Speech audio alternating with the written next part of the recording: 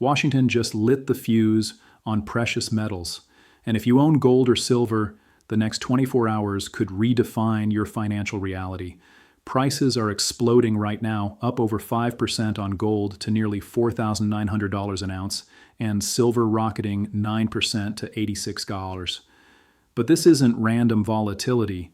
It's a structural breakout triggered by the Trump administration's latest move. Hit that like button and subscribe if you want to stay ahead of what Wall Street's scrambling to catch up to. Because by the end of this video, you'll see why this sends metals to the moon. Look, markets don't surge like this without a causal chain snapping into place. And the spark hit yesterday when President Trump nominated Kevin Warsh as the next Fed chair. A hawkish pick that's got everyone rethinking the debasement playbook. Warsh ain't some mild-mannered bureaucrat. He's the guy who's publicly called out the Fed for ignoring fiscal risks. And in a world where the U.S. faces refinancing nearly $10 trillion in debt over the next year at rates that could crush the budget, this nomination screams policy pivot. But here's the part nobody understands. It's not just about higher rates. It's the mechanical transmission from DC politics to capital flows that forces institutions to reposition massively into hard assets. Think about it. Central banks have been hoarding gold at record paces, over 1,000 tons annually through 2025, because they see the dollar's trajectory trapped by debt dynamics. Trump knows this. His January Section 232 proclamation on critical minerals already signaled the U.S. is done begging China for supply chains on everything from rare earths to silver byproducts. That sets up the incentive structure. Protect domestic production or watch national security erode. Now with wars in play, the Fed's independence looks cracked. Add the DOJ probe into Powell that's been simmering since January, questioning everything from testimony to rate decisions, and you've got a confidence crisis rippling through fiat systems worldwide. Investors aren't waiting for headlines. They're mechanically shifting flows into precious metals because the structural math demands it. Gold hit 5.68 in late January before the pullback. Silver peaked at 1 to 21. Those weren't bubbles. They were previews of the escape velocity we're hitting now. And this is where things get dangerous. Positioning data shows speculators were overleveraged short after the dip, but commercials, the big miners and banks are net long, waiting to squeeze. The rebound today, that's the unwind starting fueled by Washington's signal that fiat debasement accelerates under fiscal pressure. Let me break down the mechanism step by step because most commentators stop at safe haven buying. That's surface noise. The real driver is the incentive trap in U.S. monetary policy. First, debt servicing costs. With $35 trillion plus in federal debt and interest payments already eclipsing defense spending by December 2025, any hawkish tilt from Warsh means yields spike short-term, but long-term. It exposes the constraint. Congress can't cut spending without political suicide, so the Treasury floods the market with bills. That transmission mechanically weakens the dollar, DXY already slipping, as foreign holders dump to avoid losses. China, with 2,036 tons of gold reserves by late 2025, accelerates its diversification, buying physical and driving Shanghai premium sky high. Second, supply inelasticity. Silver isn't mined standalone. It's a byproduct of copper, lead, zinc. Trump's tariffs and Section 232 push for domestic critical minerals jacks input costs, but global deficits were already 5 years running into 2026. Demand from solar, EVs, electronics explodes. Industrial use up 20% YOI, while investment flows chase the debasement hedge. Washington's move, it validates that trajectory signaling U.S. policy will prioritize onshoring, which bids up metals regardless of short-term Fed noise. Third, institutional behavior. Pension funds, sovereigns.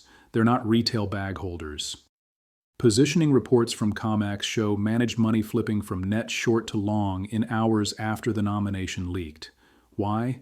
Because the causal chain is inevitable. Political pressure on the Fed forces easier money eventually, but until then, volatility creates the dip-buying vacuum that sucks prices higher. We've seen this cycle before 2016 post-election surge, but scaled up by today's debt levels and China decoupling. The policy constraint is ironclad. Trump can't let rates stay high without tanking growth. So war's hawkishness is a faint buying time for fiscal maneuvers that ultimately debase more. That's the hidden gear turning now. And this is where things get dangerous for the unaware. Let's drill into the three core structural forces propelling this breakout, each with second and third order effects that mainstream media completely misses. First force, the Fed independence erosion. The DOJ probe into Powell launched in January 2026 over a federal building renovation testimony, but smelling like leverage on rate cuts has markets pricing in chaos. Mechanically, this erodes central bank credibility. Bond vigilantes demand higher yields on treasuries, pushing real rates up temporarily. But the second order effect, global central banks from Russia at 2,326 tons to India at 880, double down on gold reserves, creating sustained bid support. Third order, dollar hegemony cracks further as BRICS nations accelerate de-dollarization. China's gold buys alone added 18 months straight through mid-2025.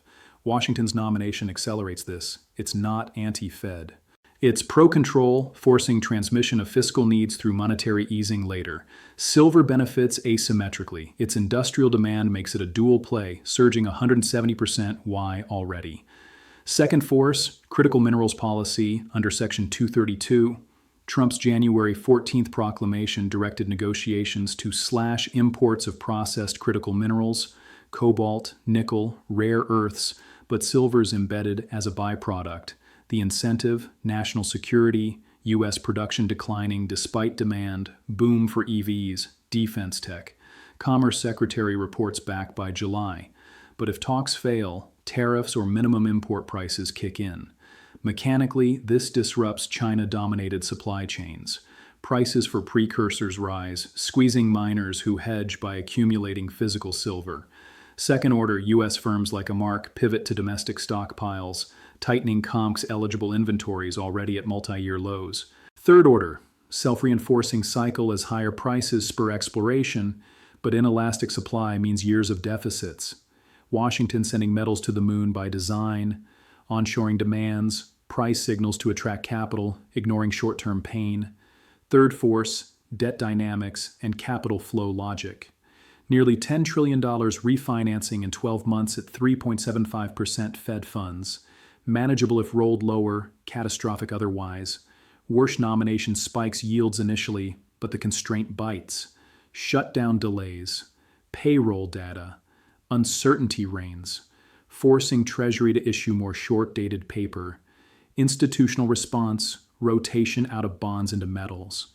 ETFs like GLD saw inflows spike post-nomination. Psychology amplifies. Retail was spooked by the dip to $4,400 gold, $72 silver, but commercials loaded up. Second order, currency debasement math, 2.7% inflation masks, M2 growth still fueling asset bids. Third order, positioning extremes unwind violently. Today's 9% silver pop is Chinese specs reversing, but it cascades to physical tightness. Policy hawkishness worsens the problem. Tighter money slows growth, forcing bigger deficits, more debasement. This causal chain is locked in. Washington's hand just accelerated it. By the end of this video, you'll see why the next 24 hours aren't hype.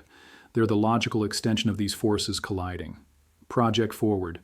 If Warsh's confirmation hearings drag into March amid shutdown chaos, volatility spikes, drawing more safe haven flows.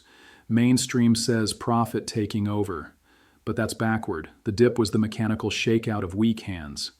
Now bargain hunting rebounds as dollar weakens post-tariff cuts on India. Policymakers face impossible choices. Hike rates and crash stocks, debt service, or ease and ignite inflation. Either way, metals win as the non-correlated hedge. Trump's Section 232 talks with allies promote price floors directly supporting minor margins. Where mid-chain January peaks were the alert, February soothed TO3 surged the confirmation. Silver's catch-up to gold ratio compressing from 70.1 targets 100-plus short-term on industrial tailwinds. Shutdown delays data amplifying uncertainty. Iran talks de-escalate but don't erase geopolitics. Flows are pivoting now. Institutional bids hit futures. Physical premiums rising. This isn't speculation.